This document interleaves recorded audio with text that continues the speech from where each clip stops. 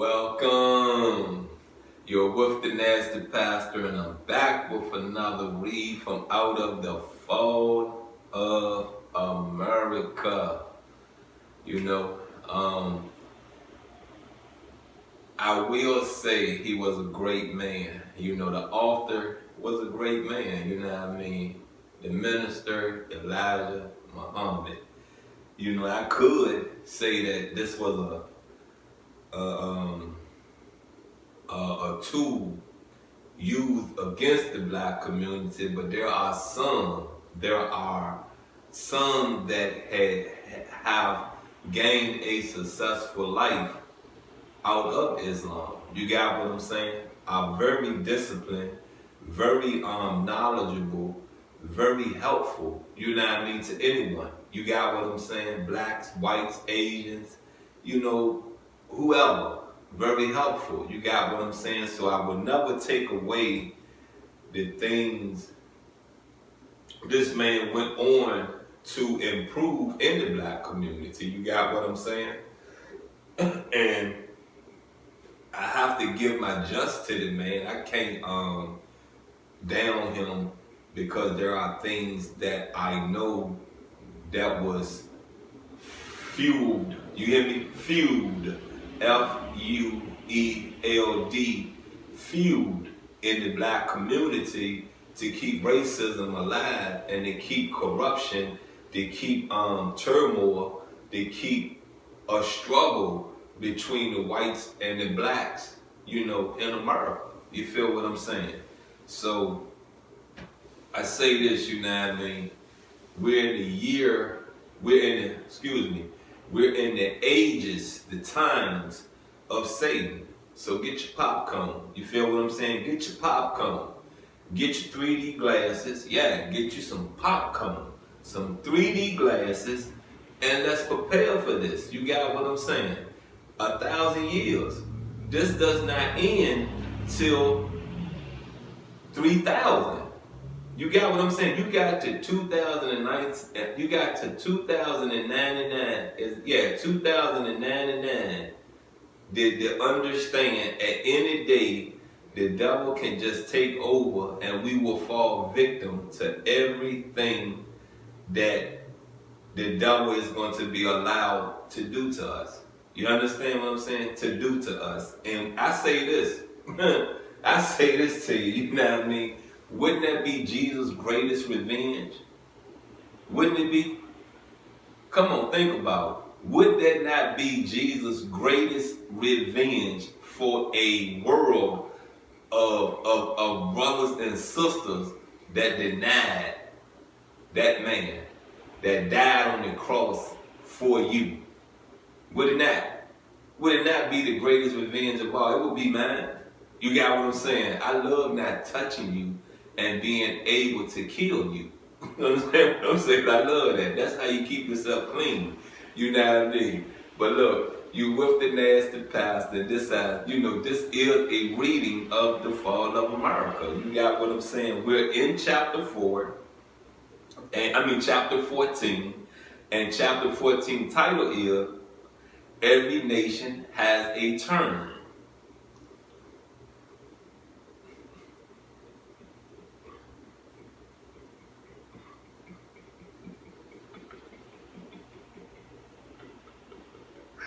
Let's roll.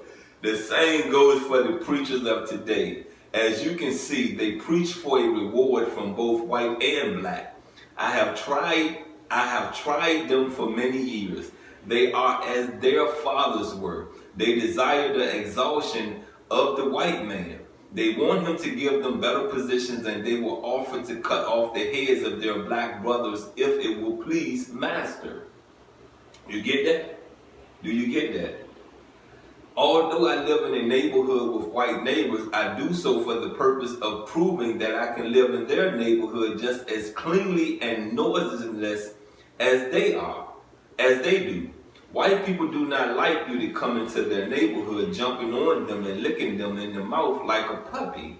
But I say this to you, you know what I mean? Isn't that like tormenting? Isn't that like you're tormenting your oppressor from a distance? You got what I'm saying? Why waste time with that? Why? That's just like, these statues that was taken down in Richmond, Virginia. People died. You feel? Yeah, physically died. You got what I'm saying? Physically died. They show you on TV cars running people over. You understand what I'm saying? Cars running people over. You get it? Over a statue that the law already is in place that said they have to go down. There's nothing that racist, since these are racist statues, that's what they said, they're racist statues. Since these are racist statues, there's nothing a racist that is against these statues going down could have done. Could have done. Like I said, I would have stayed at home, watched it on TV, and just laughed at you. You feel what I'm saying? It's done, it's over with. I'm not going down there and getting locked up. I'm not going down there fighting you. You get what I'm saying?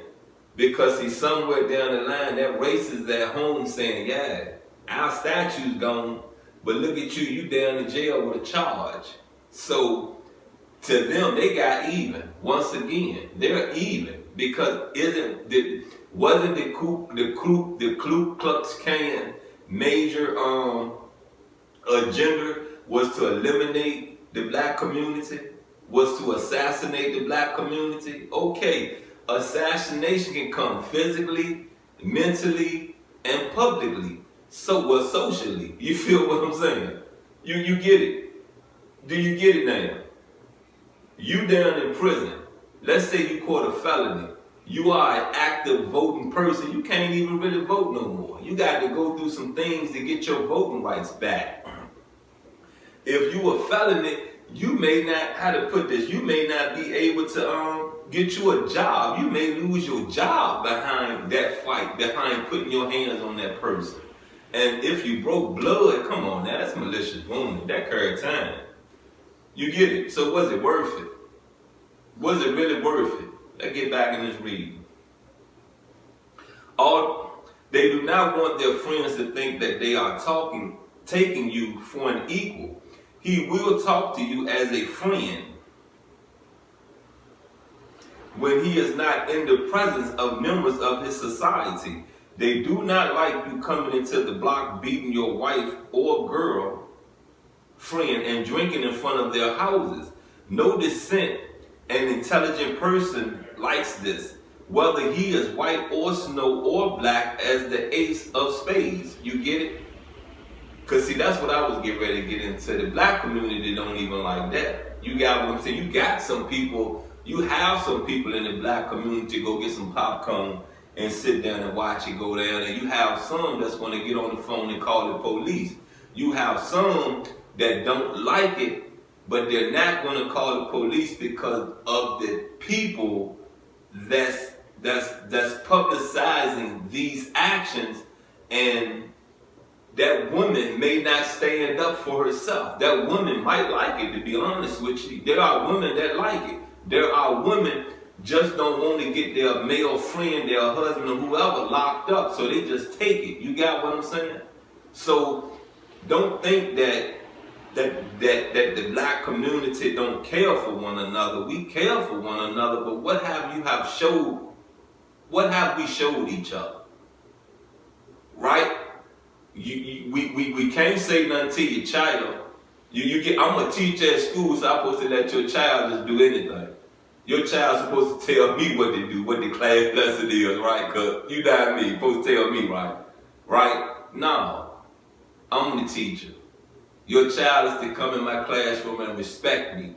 And respect starts at home. So if you never taught your child respect, and only to respect you, you're an issue in the black community. You can go to the jungle and the pygmy will not want this. Late at night, he and a gang of monkeys will come out and beat you up. The American so-called Negro has been made out of himself and kind by the white Americans. He must now be reformed. In fact, God has promised him a new body. The Bible and the Holy Quran teach us that we will be a new people altogether. He was destroyed and acts ignorant and foolish.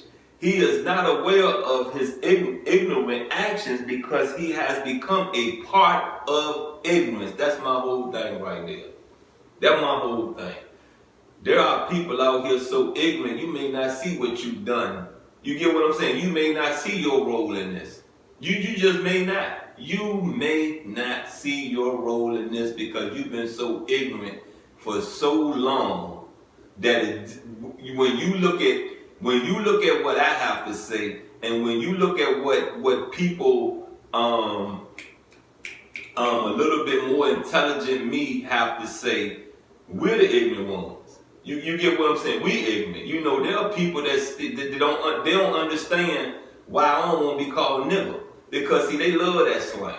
They love it like you guys love it. But see, that's what the white man used. Let me say this. That's what our oppressors used to call us, niggers. So why would you want to call another man a nigger? Why would you want to call another man a boy? A black man a boy anyway? Why? Because you want to be disrespectful to another person in your same community. That's what you want to be. Honestly, you want to say it to a white man. You get it? But there's no white man around, so you just treat everybody that way. And then again, you might be scared of the white man, so you do it in your own community. The reason I don't never want to hate Satan, the reason I don't never want to hate the devil, is because once that hate is in you and it's fueling you, you start hating yourself. And once you start hating yourself, you start hating everybody around you. Everybody around you. So to eliminate that hate issue, I'm not going to even hate Satan. I dislike everything about Satan. And Satan is a brother of mine. Yes, a brother. A child of whom we pray to. A child of whom I pray to. Let's get on back in this.